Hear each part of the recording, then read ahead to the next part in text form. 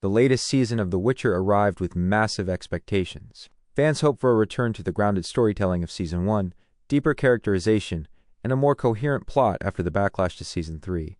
But after rewatching the new season scene by scene, the cracks become impossible to ignore. On the surface, the season is visually impressive, fast-paced, and full of potential.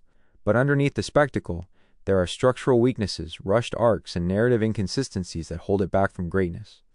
Here are the biggest problems hiding in plain sight. 1. The pacing is fast, but too fast for the story to breathe. One of the most noticeable issues is the frantic pacing.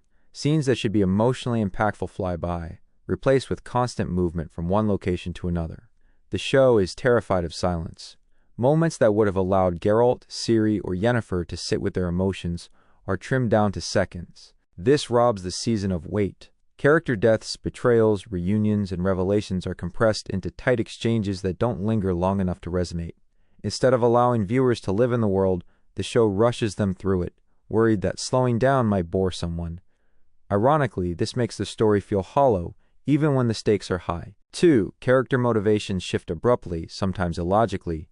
One of the biggest frustrations is how several characters behave in ways that contradict their established motivations. A few examples include characters making decisions based on information they shouldn't yet know, sudden emotional flips that feel like shortcuts rather than developments, allies turning on each other without enough build-up, villains dropping their long-term goals for sudden new obsessions. When motivation doesn't line up with past behavior, scenes lose credibility. The show often feels like it's forcing characters into positions the plot needs, rather than letting the story grow organically. This was an issue in earlier seasons too, but it's far more pronounced here. 3. Ciri's arc is powerful, but rushed and fragmented. Ciri remains one of the strongest aspects of the series, and her actor delivers consistently. But her arc this season feels split between too many ideas. The show wants coming-of-age Ciri, fugitive Ciri, monster hunter in training Ciri, chosen one Ciri, political pawn Ciri, lost and broken Ciri. These facets all make sense individually, but the season tries to juggle them all simultaneously. Instead of one cohesive journey, Ciri's storyline jumps like a skipping stone across emotional waters. The result is that her transformation feels less earned, even though the pieces are there. 4. Major lore elements are dropped or reintroduced with little context.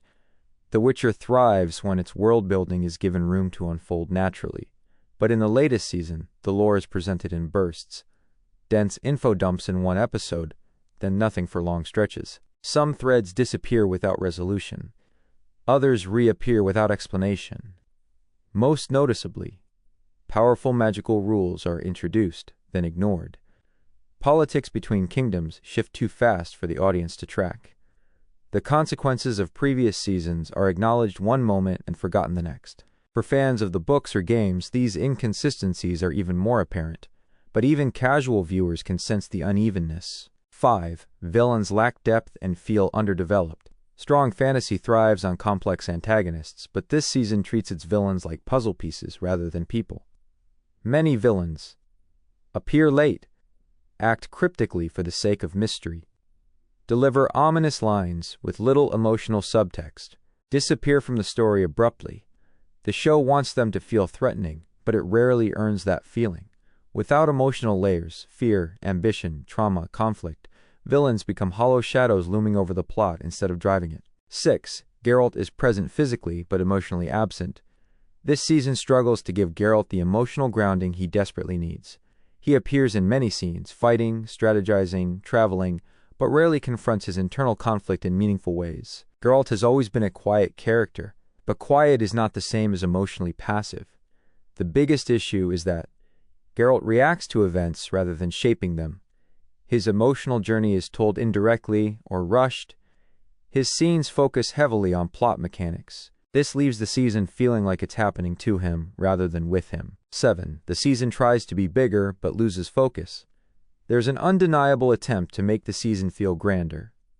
More kingdoms, more armies, more portals, more monsters, more magic, more conspiracies, but bigger does not always mean better. By trying to juggle so many large-scale conflicts, the show sacrifices the intimate character-driven storytelling that made early Witcher episodes so compelling. Instead of a tightly woven narrative, the story feels scattered, like fragments of several good seasons stitched into one uneven experience. 8. Emotional payoffs don't match the setup. Some scenes appear as though they're meant to be big, emotional moments, but they feel unearned. Not because the actors fail, they don't, but because the writing doesn't give the build-up needed. This leads to emotional shortcuts like characters forgiving each other too quickly, suddenly deep connections after minimal interaction, dramatic choices without adequate setup or fallout. If the destination is powerful, the road to it must be too. 9. World logic is often bent for convenience. Small inconsistencies add up. Characters travel across the continent unrealistically fast. Magic works differently depending on plot needs. Characters survive events that should be fatal. Important items appear exactly when needed. These details may seem minor individually, but combined, they weaken immersion. 10. The season ends stronger than it begins, but the middle is chaotic. To be fair, the final episodes deliver solid action and more emotional resonance.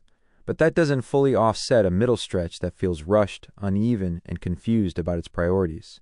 Final thoughts. The newest season of The Witcher isn't bad. It has strong performances, great visuals, and moments of brilliance. But rewatching it closely reveals rushed arcs, inconsistent motivations, uneven world-building, and a narrative that tries to be massive at the cost of being meaningful. If the show slows down, narrows its focus, and honors its characters' emotional journeys, it could fully reclaim its early magic,